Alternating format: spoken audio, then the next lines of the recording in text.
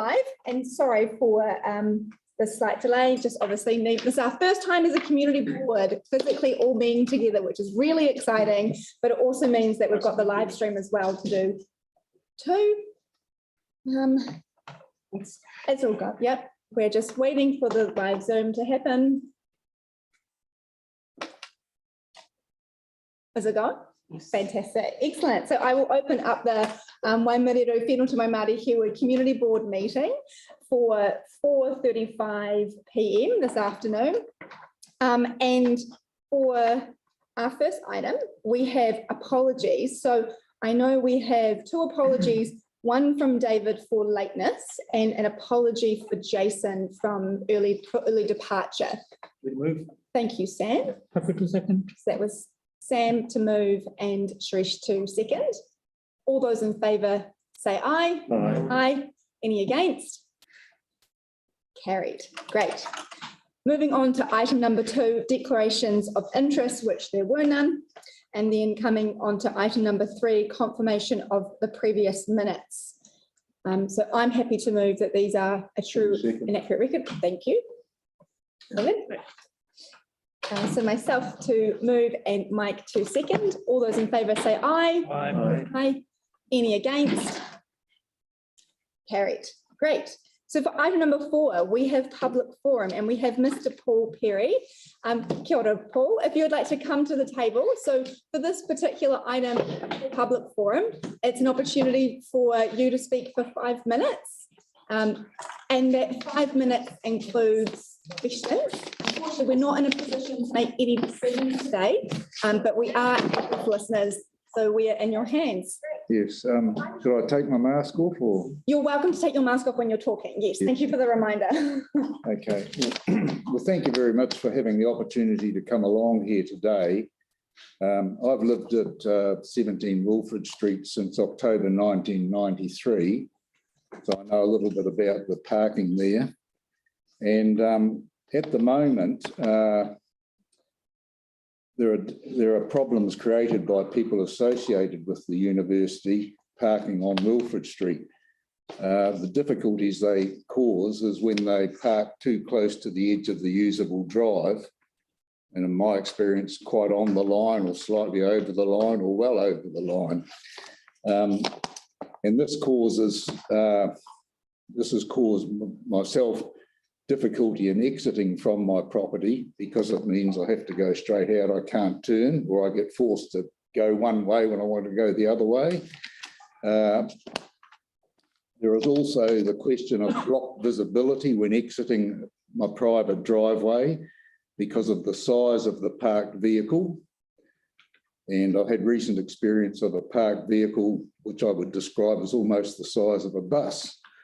And I watched it inch closer and closer day by day till finally it was on the line. Should I stop? I don't know what's going on. This is our first time using the flash equipment. But sorry, Paul, don't worry. We will. And another cause of blocking visibility is the angle they park at. They can sometimes park like that to the drive, you know, not parallel, and that can create difficulties. So there is a safety hazard when a large vehicle parks there on the line of your usable driveway or even a foot out from it because it blocks visibility. So I have called the parking, I've discussed this with the parking supervisor, but they say they can only do something based on the distance from the edge of the usable driveway, which seems a bit short-sighted to me because there's a safety hazard. It also affects placement of rubbish bins. I have to now place my rubbish bins on one side of my house when I used to place it on the other side because I know that the rubbish cart won't see them, or the rubbish collector won't see them because there's a lamppost there. And I've noticed that my neighbours are putting their bins over on the other side of the road. Let me just explain there for a minute that one side of the road doesn't allow parking from the months of, it's November till the end of February, they're allowed to park on one side of the road. So from March through till the end of November, they're only allowed to park on one side of the road. And that creates an interesting situation too, because for the months December to February, where cars are allowed to park, the university is now a 12-month operation. So the car parks fill up on both sides of the road. And that that narrows the road, making it more difficult when I'm affected I've got to go straight out. And if I've got blocked visibility and I can't turn, that's a problem. And there's occasional parking over yellow lines, which create a safety hazard. There was an occasion today, there was a car parked on yellow lines on a bend on the road at Wilford Street, bend on Wilford Street. Now, it seems to me that this problem started about 2003 to 2004 because there was a university policy change on parking. From 1993 till about that time, you would never see cars parked really on Wilford Street.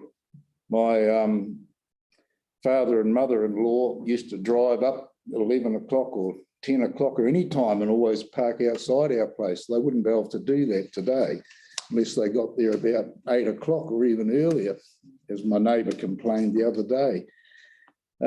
So it seems to me that this has been caused by a policy change, and I understand that staff and students have to pay an annual fee to park on the university, but it doesn't guarantee them a park.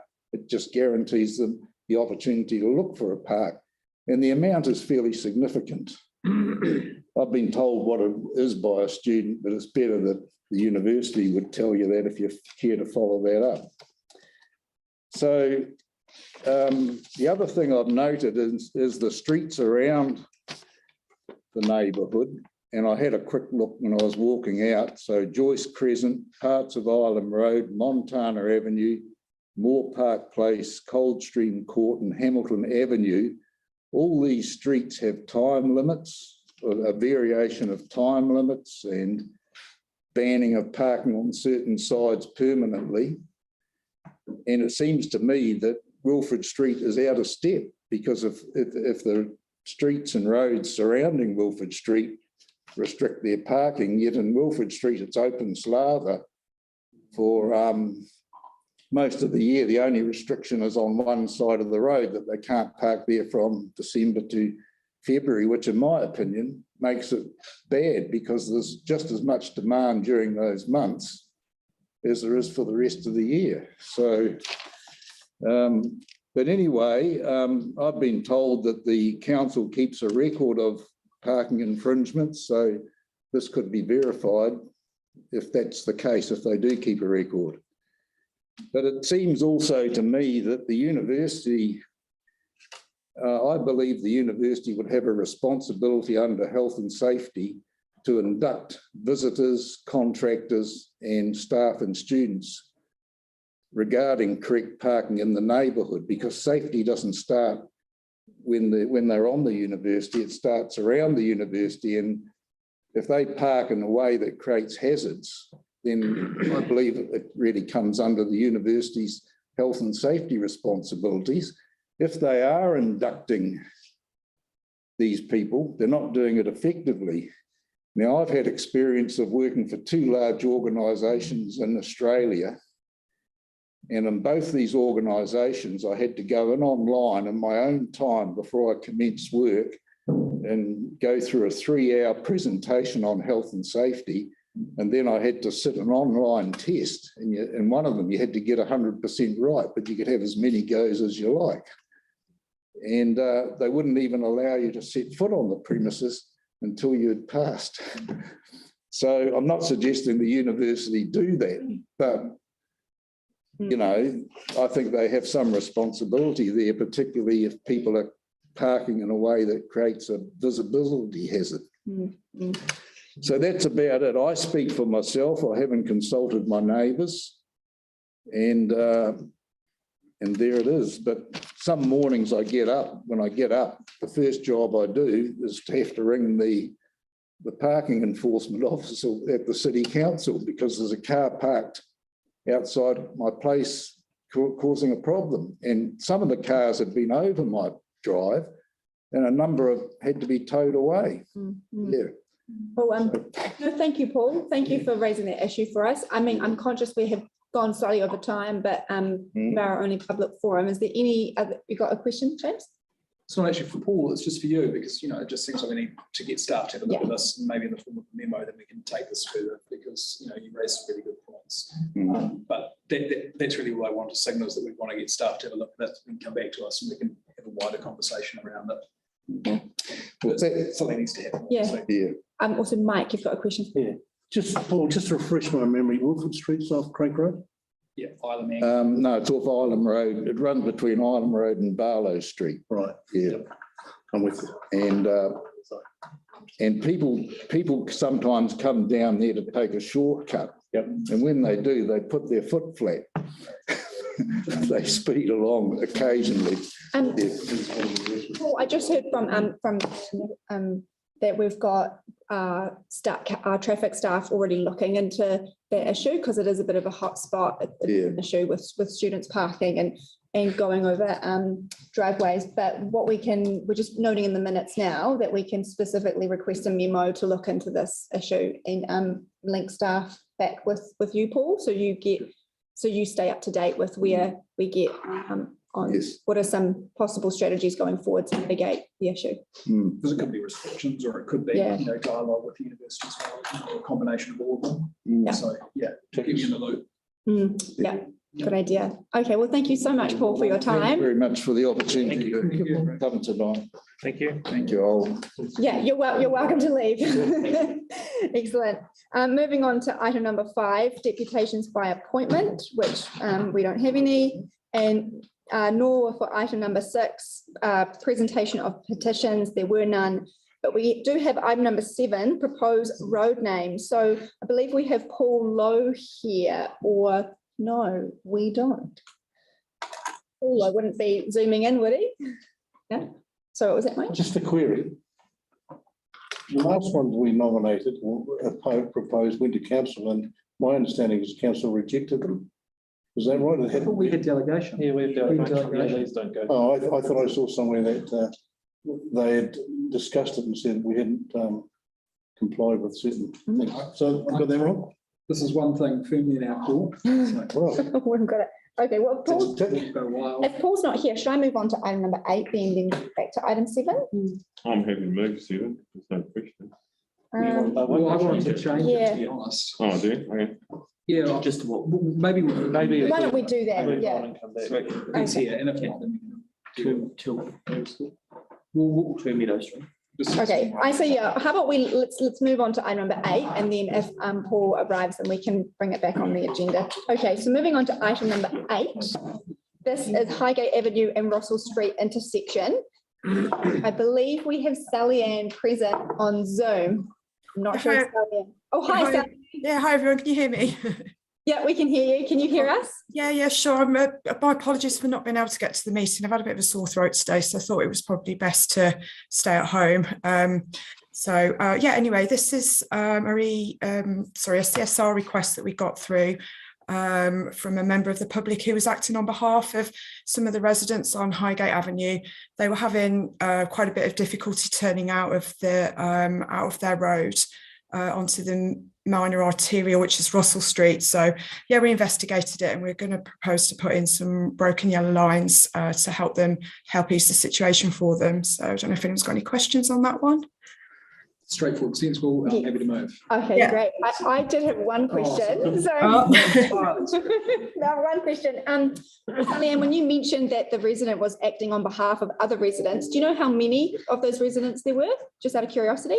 I think there were 4 altogether, but it's I'd go 4. Okay, yeah, no worries. Just out of interest. Okay, well, David, did you have a question? No, cool. Okay, so thank you for that, Sally Ann. So, no worries. So James is to move, and Jason is to second. Fabulous. Thank you very much. All those in favour say aye. Aye. Any against? No, carried. Great. Thank you so much, Sally Ann. No problem. Bye-bye. Okay, thanks. See ya. All right. I'll set this to James and Jason to second. Cool. Moving on to item number 9, slow speed neighbourhood Papanui. So we have Gemma and Hannah here to present. Oh, and I'm sorry, we've got one more. I was just going to introduce Charlotte. Oh, hi there. How are you? Excellent. So if you'd like to take us, you're welcome to take us through the item. Have a presentation? Oh, yeah, we do. Thanks. Just Great. a minute. Perfect. So kia ora koutou katoa. I'm Gemma Dioni. I'm a senior transportation engineer in the operations team. With me is Charlotte French, who's our speed management expert, and Hannah Ballantyne, who'll take us through engagement advice. So I'll pass you over to Charlotte. Hi, kia ora everyone. So yes, Charlotte French, I'm expert, makes me sound very knowledgeable, but I've been working in a speed management space for almost just over 3 years now, with the likes of Okutahi and various councils. So helping Gemma and Hannah out on getting things across the line to slow everyone, usually slow everyone down just a little bit, and to align with our Road to Zero kind of principles. So Road to Zero is essentially the why, the reason why we're doing this. And it really comes down to the best way to save lives on our roads and achieve the targets of Road to Zero, which the more tangible target is by 2030, having a 40% reduction in death and serious injuries on our road. And speed management, it's always a bit of an elephant in the room. We know that infrastructure is definitely the preferred way to go, but there's a lot of roads out there and we don't always have the money out there to do what we want to do. And speed management is really about making a difference, not so much in what causes the crash, but really what the severity of the crash. We know physics and we understand that the faster you go, the bigger the mess. So if we can slow people down, then if people do have a crash, whether that's within their control or out of their control, then they're more likely to walk away from it.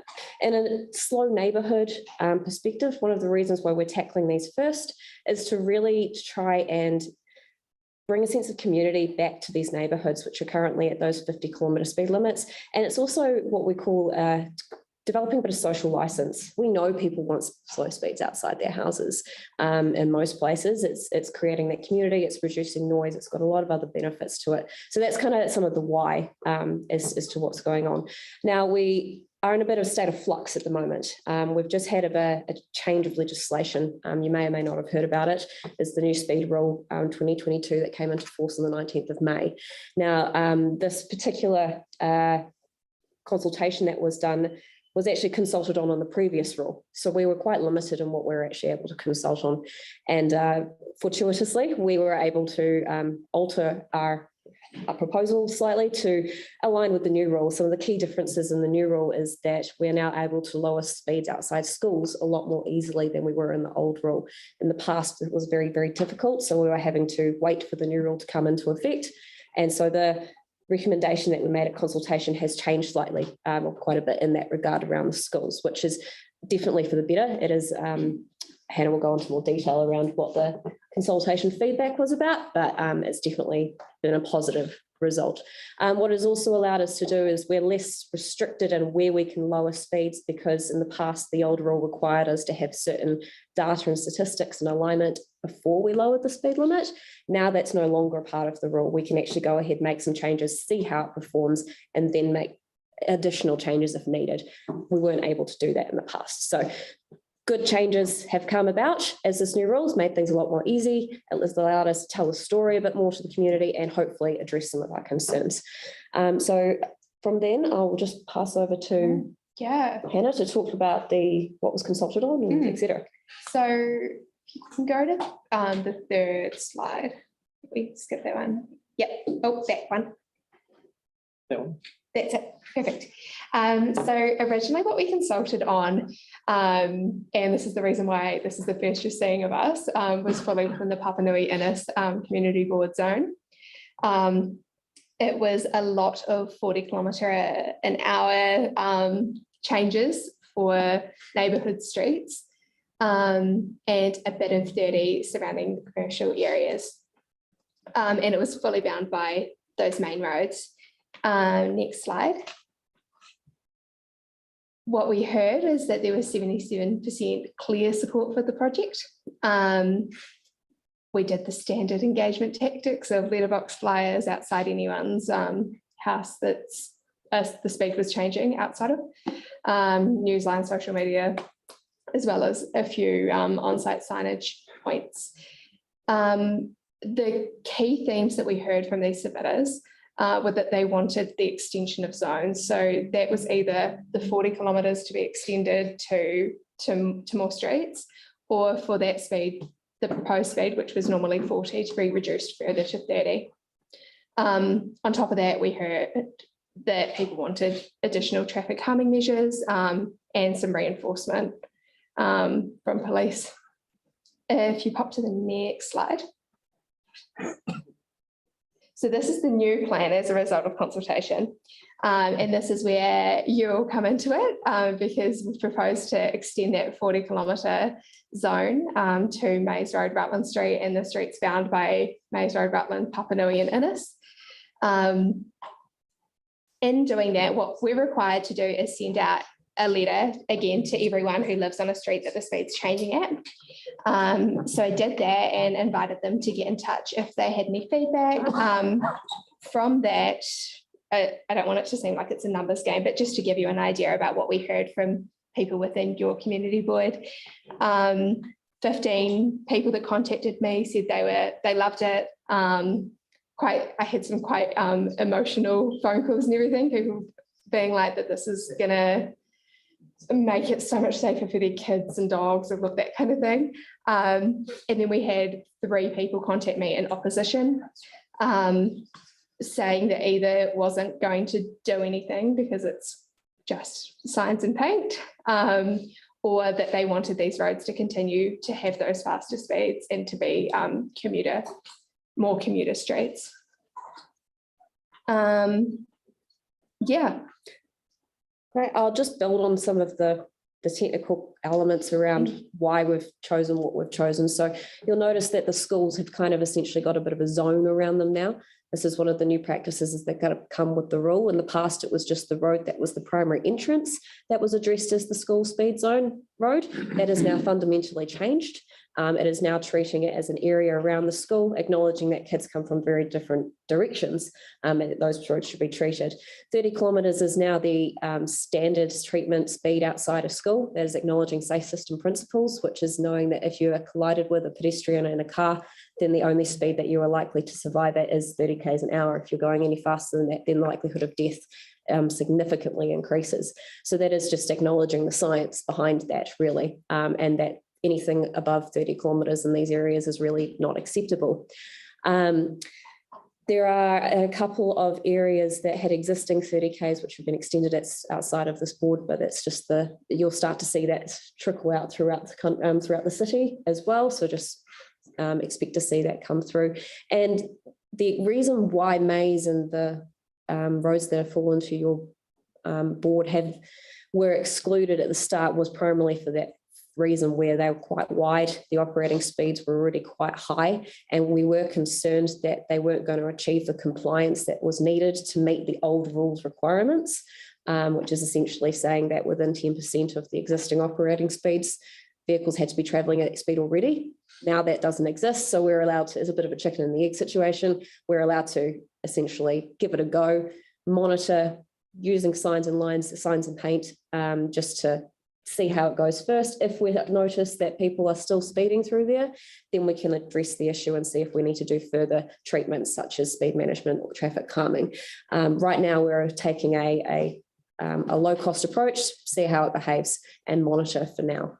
We obviously recognise that this is the first time you've heard from us in speed management. It's a lot of information. And there may be a few questions. You will hear from us again soon in the future about more neighbourhoods that are going to be tackled.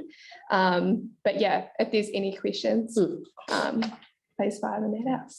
Great. Yes, we do have questions. So we thought so. Thank you for the presentation and taking us through the history. It was really helpful. I'm sure, would you like to ask? Thank you for the briefing.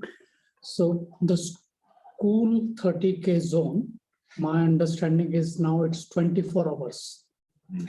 At midnight, the same 30K applies, is that right? If it's a permanent speed limit, which for these ones they are, yes, that is correct. So it'll be 24 hours. And that when we consider a permanent. So variable speed limits will still be used where necessary. So where we're the principles that we're mostly applying is on those arterial roads or those roads where commuter efficiency is still something we want to prioritise, then we'll be using those variable limits. We would not be enforcing people to go 30 k's an hour at all times because that's just unrealistic, such as at the weekends. However, on local streets where commuter efficiency is not the primary purpose and function of that road, it is a community street in a residential zone, that is where we're looking to put the permanent limits, because kids may be using those parks on the weekends. We don't really know exactly how they operate. Variable speed limits are also very expensive. And so it would be unrealistic to expect to put those electronic signs everywhere throughout the city to operate on those on and off natures. So in short, yes, they will be operating 24 hours, but they'll be very much assessed appropriately as to where those should be. Cool. Thank you. David. That was exactly my question. Oh, okay. Aaron. Yeah, just one around Langdon's Road. Why is that becoming 30k now? There's no schools.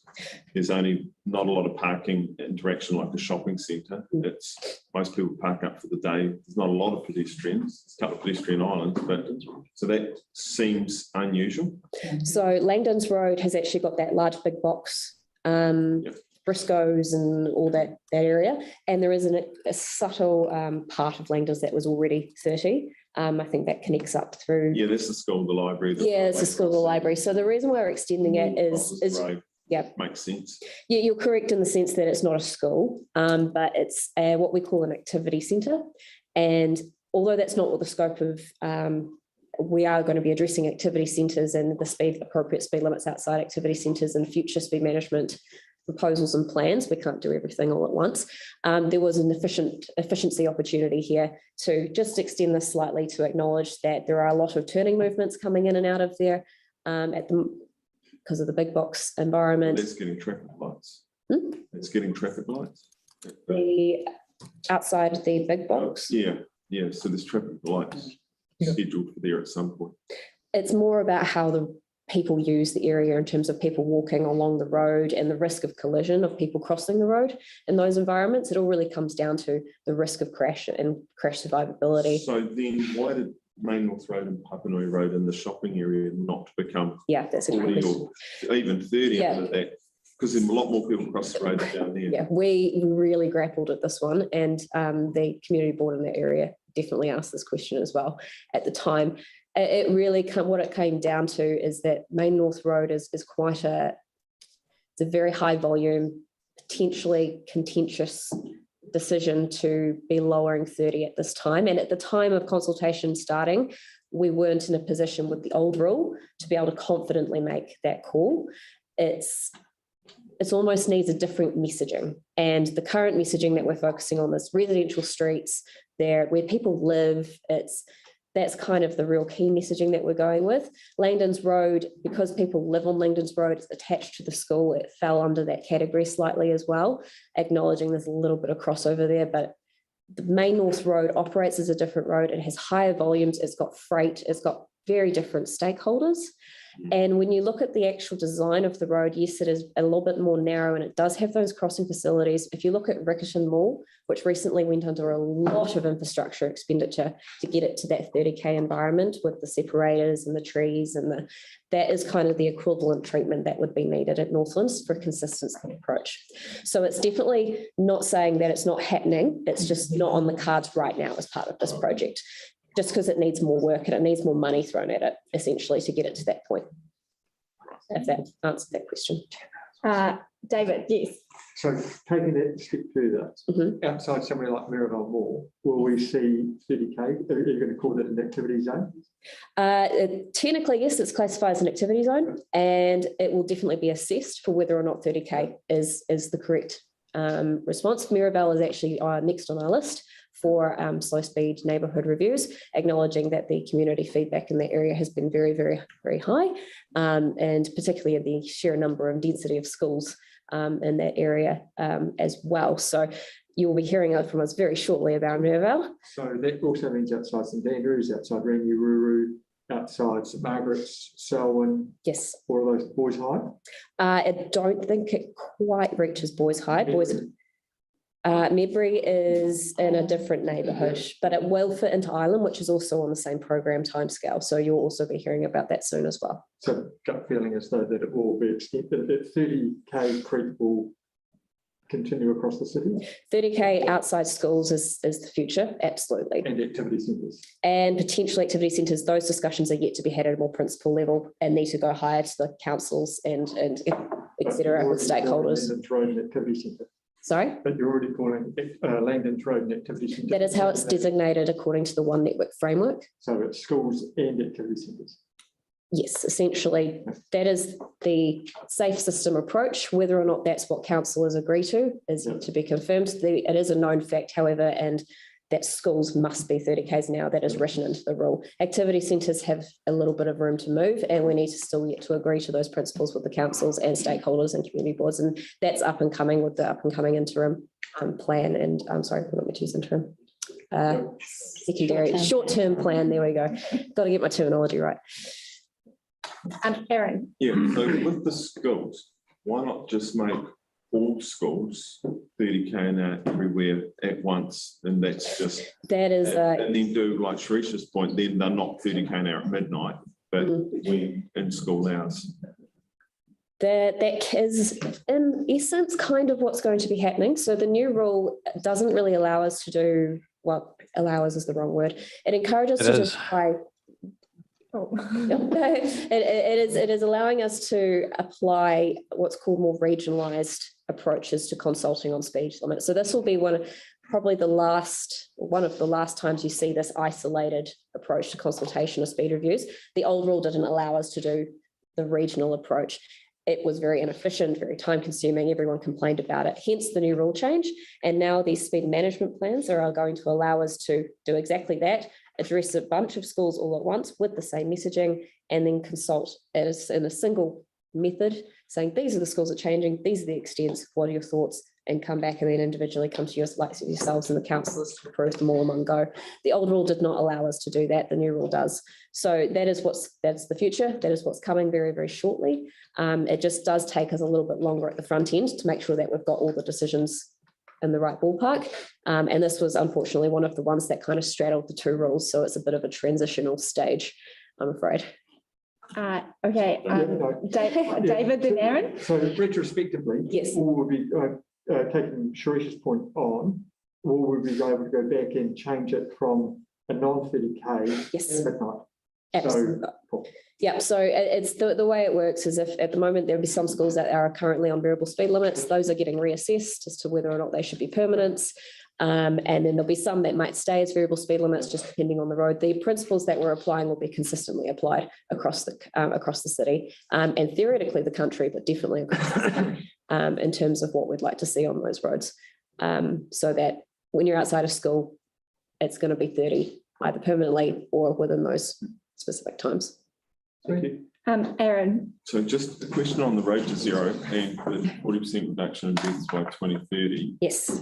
How many of the deaths currently each year out of the 300 odd that there are, so we're going to reduce that by 120, how many of them are in that 10k, 20k bandwidth between if that are getting killed at 50 or 40 or k an hour? I can't tell you off the top of my head. Speed, the drugs, the alcohol. I can't tell you off the top of my head, but I'll just allude back to my primary point, which speed management isn't about what causes the crash. It's not about speed causing the crash. It's about, it doesn't matter what the crash cause was, reducing the speed is more likely to result in that person not dying. So if you're driving... I'll read my question. Of the 300 a year that are dying, how many of those are in crashes that are under 55k an hour? Because that's people that don't do 50, they do 55. So in 55 and under, how many deaths are there a year? I couldn't tell you that off the top of my head, but I think a more important stat to be aware of is that 70 to between 70 and 90%, I can't remember off the top of my head, sorry, percent of the roads in New Zealand are set at a speed limit higher than what is safe and appropriate for the environment that they're built for. So we've actually currently got limits on our roads that if you crashed at the limit that had been set, then you are more likely to die because the limit has not been set appropriately. So that is something that I think needs to be pulled out more rather than people focusing on this, oh, this person died because of this reason. And that's what Road to Zero is really all about. It's accepting that we are, as humans, are vulnerable, and we as humans make mistakes, but we shouldn't have to lose our lives for them. And that's what Road to Zero is about. And at the end of the day, that's just the Road to Zero strategy that council has agreed to. And this is just part of the plan that we are implementing to try and achieve those targets at the end of the day. Yeah, because it would be good to know those numbers to see where the value's at, because when I go through police stats and coroners reports of the actual deaths, drugs way outnumbers alcohol, yet we don't test for drugs. Excessive speed way outnumbers the tiny bits over 5k over width. I mean, I understand what you're saying. I'd rather be hit at 30k an hour than 55k an hour. But when you hit someone at 170k an hour, it's carnage. Yes, absolutely agree. Yeah.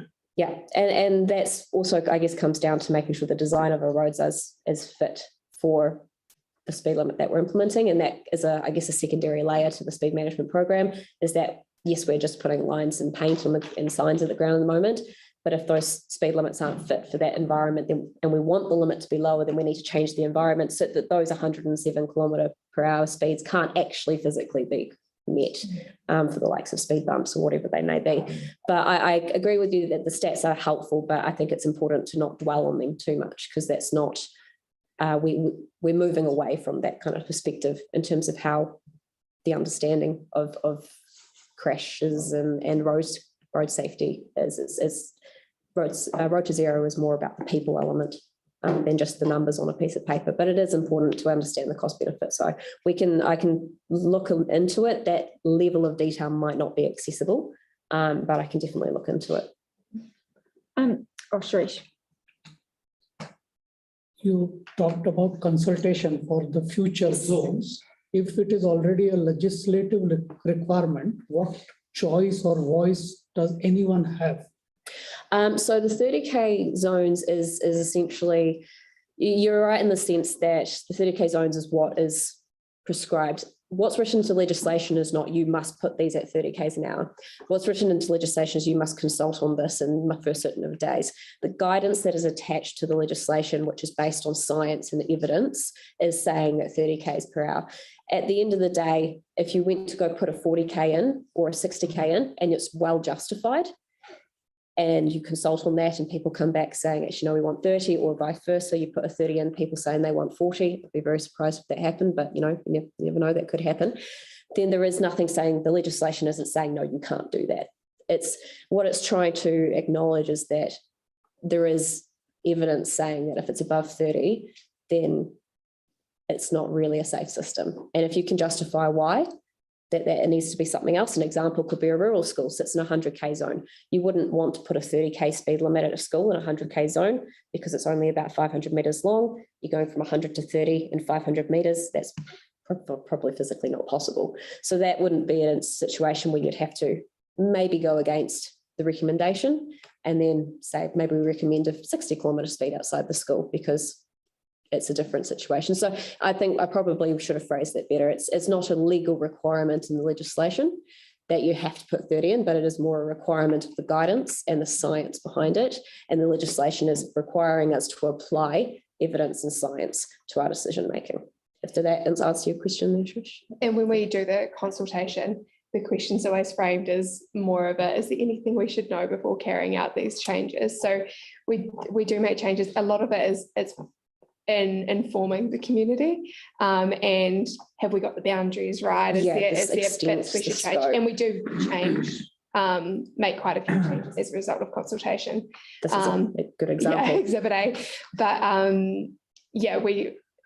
the scope of influence is very much made clear to the community that we're not just going to drop everything. We don't have the ability to drop everything. And there are definitely limitations in what we can actually put on the road. For example, 10Ks and 15Ks, we actually can't do that. The community doesn't always understand that. So sometimes we get requests for 10 km/h limits on local roads. There's actually no ability for us to do that. So things like that, we do have to say, we hear you, but I'm sorry, that's not actually possible. So there's, as Hannah quite rightly said, there is a limit of flexibility with speed limits, but we do absolutely take into account. I've just got two questions. Yep. The first is, you mentioned before, Charlotte, that we are expecting to get the Maryvale. When can we expect that? What's that time frame? So the current plan is for us to come to the community board in August to discuss the plan. The memo hasn't even gone to council yet. So, but it's next on the list. I don't know how much detail. Yeah, so effectively in August, we will bring to you the next 2 years of implementation. With the elections, we're aiming to consult around October, November with approvals in January, Feb. So we get 4 months in the next financial year to implement as many signs and lines as we can. And then we can just keep rolling into the next financial year. So it just makes it more efficient for us as a team to consult on quite large scale changes across Christchurch, but we will bring those areas to you to show you in August and how we're just going to keep rolling them out. And it is a short-term plan, so it does focus on our slow-speed neighbourhoods, schools, and some of the craft areas will have slower speeds. And then in parallel to that, we're working on the longer-term speed management plan, which will address arterials, fringe roads with Waimāero and Selwyn, and activity centres. So yeah, we didn't put the activity centres into the first 2 years just because we knew that there'd probably be some infrastructure changes that we didn't have budget for until we get those into the LTP to line up with the NLTP. Cool. I've also got, I've got another question, which is, let's just say with the program, so the program is implemented, all of the changes are done. Is there a time in the future where you will be looking back and reflecting on whether those changes have actually done has actually made the positive impact you hoped for? And what does that look like? Absolutely. So a monitoring program is a real key part of the entire speed management plan, not just for the short term, but also the wider speed management plans that are going to be 3-year progressives all the way through till 2030, I believe. It's still early days as to what that will look like, but we use operating speeds to assess whether or not people are actually travelling the speed limit. And a key metric is the average operating speed. So we use it to indicate to us level of risk of non-compliance. So for example, a lot of these local roads, the average operating speed is already below 40 kilometres per hour, sometimes even lower than that, lower than 30 kilometres an hour. So we consider these low risk in terms of compliance. Mays Road, however, is an example potentially of one that had a higher than 40 kilometre per hour average operating speed. So that was a bit of a red flag to us, saying, right, we might need to address this. And in terms of our monitoring program, that's the kind of stuff we look for. So we compare pre with post operating speeds and how is it performing. If we've got a bit of a situation where the operating speeds are not below the limit that we've set, then we would go through and make a plan as to how we address that by installing speed bumps, whatever it may be, within the remit of the infrastructure budgets allowed. For the next short-term plan, because of our funding limitations, we weren't able to put those in initially. So we just had to, hence why this neighbourhood and some of the others we've done first were picked. It's because upon assessment, those were the areas that had good compliance already with the limits we wanted to set. So it made sense to do them first because it was very low likelihood of needing extra infrastructure. So can I ask, what does that monitoring look like? Is that It's essentially, it's a combination of things. We're yet to get into the details, but there's software at the moment called TomTom software. It's not the old TomToms that you're probably used to, which sit in your car and GPS monitor. It's the same business, but they now use data bought from Google and various other data sources to plot for us how roads are traveling, very similar to the Google Maps app that tell you where there's traffic congestion. It's very similar kind of concept. We can extract data out of that. So in terms of what you'll actually see on the road, it's probably nothing. It's something we do behind the scenes, but we can also use tube data counts to get an understanding in more specific locations, such as schools, where we need to understand more detailed timing specifics. Other KPIs that we use to address is obviously crash statistics. That requires a much longer length of time for us to analyse a trend. You usually need 5 years to analyse if a difference has been made. But from what we've seen, I know Auckland Transport has recently done a lot of local road changes on their speed limits. Some of their stats have been crazy, in the order of 70% reduction of fatals. Acknowledging that a lot of their corridors that they changed were their rural roads, and these aren't rural roads, so we don't actually typically get those high number of fatals anyway. But assessing crash trends such as reduction in collisions with pedestrians, where I think a lot of the benefit will come from is actually going back to the community and asking what their anecdotal evidence is, you know, how have they felt the neighbourhood has become safer, have they, you know, had noise reduction occurred, that kind of stuff in these more residential environments. That's going to be where we get a lot of value to go back on for these particular neighbourhoods. But that full monitoring plan is not yet established, but that's just what we're thinking it will look like. Nice. Sorry, I saw James was first. Thanks, James. So, I'm cool with this, but I just Yeah. want to be a bit cheeky to try and take the opportunity to urge you that when you're doing the Mirror one next, Sure. If you could bump that up to try and include that part of Strohan around Stagnant, include Norman's Road in there, because it's really urgent. There's lots of issues that are happening with that. I'll definitely, So if you can. No, it's fantastic. It's really helpful to hear because we're literally in the process of assessing the network right now. So perfect timing. Thank you for letting me know. Yeah. But yeah, I'm fine with this.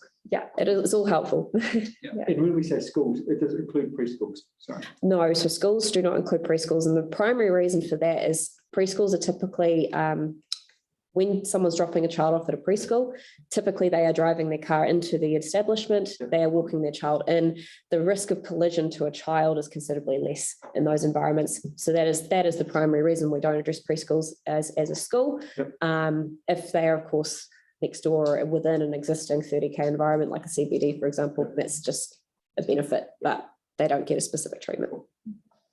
Right, Sam. Just one, Charlotte. Avonhead Road. So so in terms of Avonhead Road, we've talked about some of the traffic calming measures that need to be put in place, and I've talked about no budget being on, nothing being on budget for it, and they're talking about a couple of islands in the middle of the road. Is that something that would fall into the scope of what you're doing in terms of reducing, speed and? Technically, yes, but Avonhead Road, it operates as that, that commuter function, not as a local residential street. I just. So in terms of the wider speed management, then maybe that might be better. I guess Gemma, what I'm getting at is so I need a couple of islands on Avonhead Road, and we've been told there's been no money on budget for the year before it. But if we're doing stuff across the city, I'm just wondering how we go about prioritising that in order to affect some change without having to necessarily drop the speeds, but make the roads safer in terms of adding a few barriers in to slow cars down. Yep, so that would come out of our minor safety interventions budget. And I believe we're just in the process of finalising next year's plans. Yeah. But the Avonhead Road crossings only came in recently, so that will go into prioritisation. And if something else fall out of the minor safety for next year, then they could. Yeah. So how do I get that just hypothetically up the chain? I think we've received an email from Aidan, and we are doing some investigations just near Burnside Park, and to be able to do cost estimates. Across there. Yeah, so we just need to understand existing infrastructure, how much it will cost, and then how that would sit with the other projects across Christchurch in terms of prioritisation. Right. So can someone come back to us on that? Yeah, we said to Aidan, we just needed a couple of weeks to go on. Yeah, because it would be good when you do come back to understand how, if we want to, how to change that. Yeah. Okay. Yeah. Cool. All right. So we do have a recommendation here that we need to pass or not pass. So you would see in item 9 that there is a list from A to P, and then then 2 and 3 as well. So I'm happy to move. Thank you, David. All those in favour say aye. Aye. Aye. Any against? No, carried. Great. Well, thank you. Thank you. Charlotte. It's been, obviously you can tell that we're really passionate about safety, and Not the only ones. we've got some real traffic and safety issues in our ward. So it actually would like to get up to speed, and you took us through it really eloquently and articulately. So thank you so much for your time. All right. I'm an ex-St Margaret school, so I'm well aware of the Maribel issues. So don't worry, they're going to get sorted out. And we look forward to talking to you later on. Thank you. Yes. Yeah, Thank you. yeah, perfect. All right, so we're going to jump back now to item 7 because we have Paul. He is on the line. He's on Zoom. Paul, can you hear us? Yeah, I can. Yep, my apologies for lateness. That's all right. So Paul, would you like to take us through item 7 if you've got anything else you'd like to speak to it? Yeah, look, the applicant's just sort of taken historical themes or local environment features for the names. They originally recommended 2 names, Meadow Stream Drive, which the reporting officer myself has gone for. There was a second one, Twin Meadows Drive, which we didn't end up recommending. We thought it was potentially just a bit too similar to Meadow Stream. And perhaps some of the alternatives put forward by the applicant were a bit stronger. So we suggested Sawmill Drive as an alternative, but there's 3 other alternatives in there as well. Stixwood Drive, Wairawai Road, and Akau Drive, sorry, which the last 2 are obviously Te Reo names. Oh, is that you, Paul? Yeah. Yep. Okay, great. Oh, thank you. Excellent. All right. Well, we may have some discussion or questions around this particular item. But I see we have, well, first of all, do we have any questions for Paul? Shirish, yes. Yeah. So Paul, thank you for the update.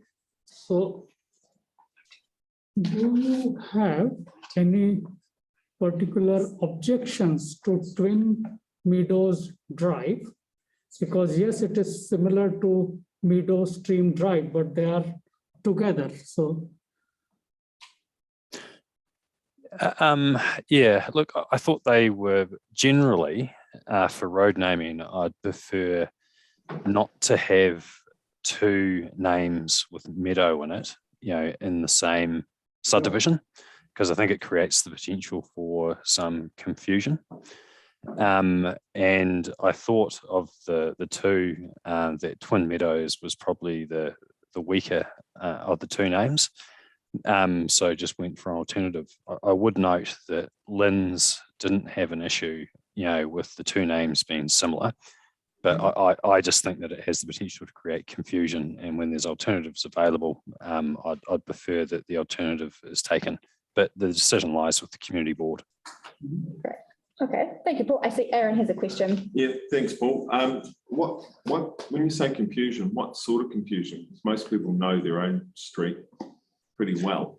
And is it like deliveries and stuff? Because aren't most of them using GPS in that, or can they get confusions in that system? I wouldn't think using GPS would create confusion, but when people are driving along the street, they will look for road signs. They're not necessarily looking down at their phone. There's a few people that don't use street maps on phones. They might have a hard copy. That's just my view. It has the potential to cause some confusion. I don't think it's a massive issue. Otherwise Lynn's wouldn't have accepted it. But yeah, that was my view. Right. Thank you, Aaron. Any other questions? Yes, James. No, that's all. No question. Is it a question to make a motion? Yeah, if I may. Yeah, I just move. I can't.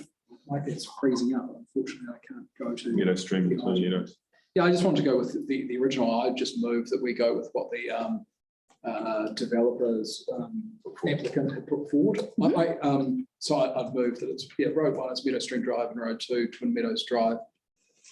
I may very quickly then speak to that. Yeah. And it's just simply because I appreciate Paul's advice. He's a real asset to us, and I think him doing the work is useful for us to know. But my particular view, whether people can agree with that or disagree with it, is that I think the ones that are really putting their wrist and everything, and capital and risk on the line. With that, have given us some serious thought. They haven't just picked names out of dartboards or anything. And on the basis that Lynn's is happy with it, and obviously that our staff wouldn't necessarily die in a ditch over it. I didn't get the feeling from Paul that it was, die in a ditch sort of territory, but I think that I'm comfortable with what was originally proposed. I think that personally, I think that there is enough variation to not get confused with it. And I think there's probably some synergies in the fact that it's in the same development and they are paired up. So I most certainly appreciate the advice, but I'm personally comfortable with what the applicant put forward. Hence, I'll move those. Thank you. All right. Any other motions, alternatives? I'm happy to second it. Okay, great. Excellent. So that was James to move and Aaron to second from Meadowstream Drive and Twin Meadows Drive. All those in favour say aye. Aye. Any against? No, carried. Great. Okay, well, thank you. Thank you so much, Paul, for taking the time to discuss the item. That's much appreciated, and yeah, that's been carried. So thank you for all your work on that. Thank you. Cheers. Thank you, Paul. Bye. Take care. Thanks. Excellent. Okay, moving on to item number. Oh, Jason. Yeah. All right. Thanks, Jason. Yeah. Moving on to thanks. Item number 10. We have the discretionary response fund. Lisa, if you'd like to come to the table.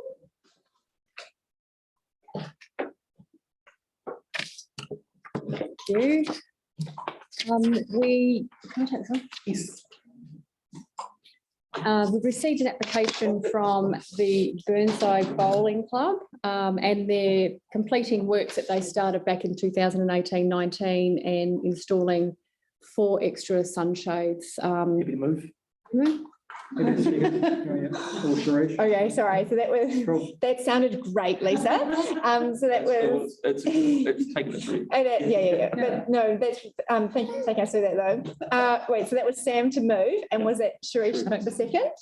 Okay, excellent. Yeah. All those in favour say aye. Aye. Any against? Carried. Great. Can you report format as well? Is it reading everyone like? Yeah, it's very easy. Yeah. That's why we took. Thank you, Lisa. All right, item number 11. Yeah, it's a teaser video. So the Youth Development Fund. Okay, Karen hasn't even come to the table yet, but Karen, I don't know if you. I'm not moving. That's good experience. Yeah, come on, Karen. Hello, welcome. Is there anything you'd like to add? No, there's nothing additional to add to report. Any questions? No, straightforward. No, great to see people actually going. Yeah, I know, isn't it? It's just like, I was so excited. I was reading it going, wow, they can 2 international ones. It's great. do something. Great. Yep. So we had, who was to move? Sorry, item number 11. Was that Aaron to move? And then David to second. Thank you. All those in favour say aye. Aye. Any against? Carried. Great. Thank you so much. And now back to Lisa for item number 12. I'm happy to move item 12. Okay, great. That was James to move, David to second. We do read the agenda. Okay, what was that one for? Hey. Trip to Budapest. I know, artistic swimming. All those in favour, all those in favour say aye. Aye. Any against? Carried. Great. Thank you. Thank you so much. Happy young people. And now moving on to item number 13, Marianne. Thank you, Bridget. I think I'll just take the report as read. It's pretty straightforward. There wasn't too much to report because you'll be aware all our staff are kind of head down assessing all the funding applications that have been received for the Strengthening Communities Fund. So that's taking up quite a bit of our workload at the moment. But yeah, just the standard stuff there, the high-risk report and your graffiti report. Great. Any questions for Marianne? Oh yeah, and we've asked for that change, haven't we, in terms of the comparisons from previous on the report, on the reporting. Yeah. Great. Cool. Excellent. Can I have a mover for item number 13? David to move. I'm happy to second. All those in favour say aye. Aye. Any against? Oh, carried. Great. Thank you, Marianne. Moving on to item number 14, elected members information exchange. Does anyone around the table? Yes, Trish. Quickly, just to share the appreciation for the support Aidan gives I had two streets, one in our future ward area and one in Fendalton ward, who wanted the streets swept because there were too many leaves. And on both occasions, Aidan, within hours of me communicating, actually went there himself and made a report, and the job was done. So thank you, Aidan. Got out his broom. Got out his broom. Suck them up.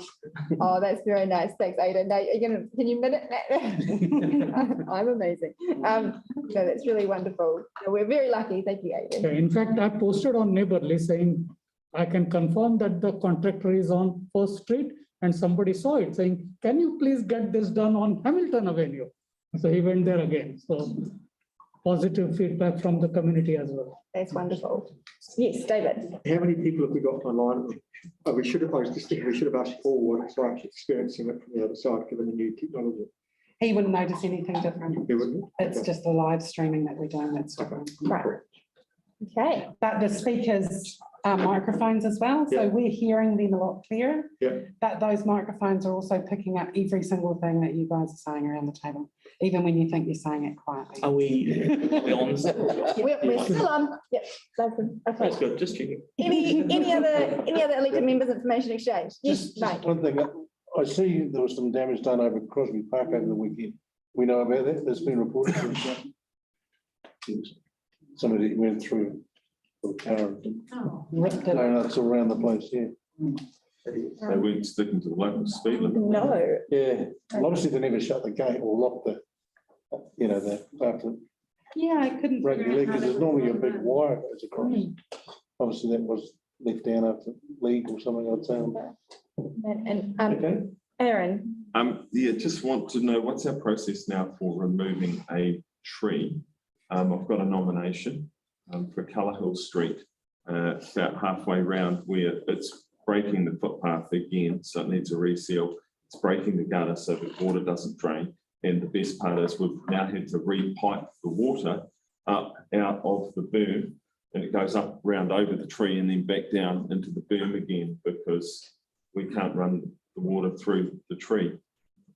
So that's the infrastructure runs along like that, and we have cones and.